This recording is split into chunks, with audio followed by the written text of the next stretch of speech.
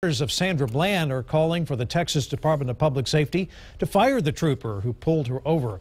Today, the Texas Organizing Project dropped off a 6,600 signature petition to DPS headquarters in Austin. If you recall, Bland was found dead in her jail cell after this traffic stop and arrest in Waller County.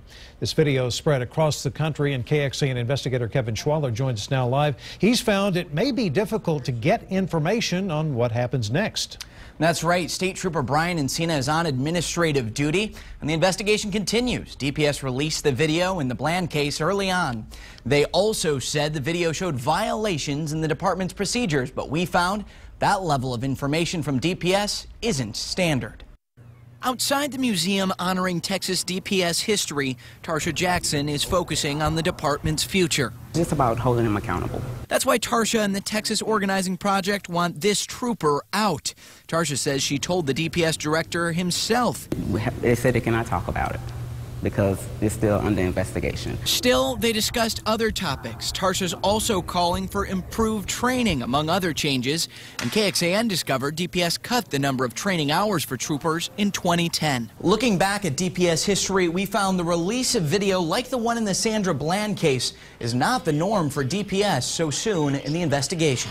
Get out of the car. We won't probably with DPS know what other videos show about similar conduct because the end result was not as bad as it was with Ms. Bland. Director of the Texas Civil Rights Project, Jim Harrington, believes DPS is not a transparent department. We found information about what happens next for the trooper in the Bland case could also remain secret.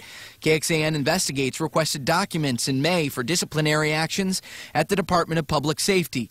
A DPS lawyer responded stating, under the law, documents that did not result in discharge, suspension, or demotion are confidential. I think they can be more transparent, and they committed to being transparent just within our meeting about having conversations with community. A DPS spokesperson would not speak with us on camera, but sent a statement which reads in part, in consultation with the family, lawmakers, and the district attorney's office, the department went beyond its standard protocol for ongoing investigations by quickly releasing the dash camera video in the Bland case.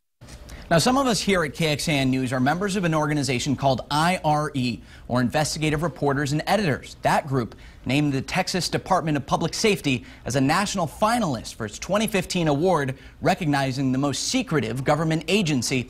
And Robert, in that statement from DPS, a spokesperson also noted the meeting was what he called a respectful and productive exchange of ideas. Kevin, thanks so much.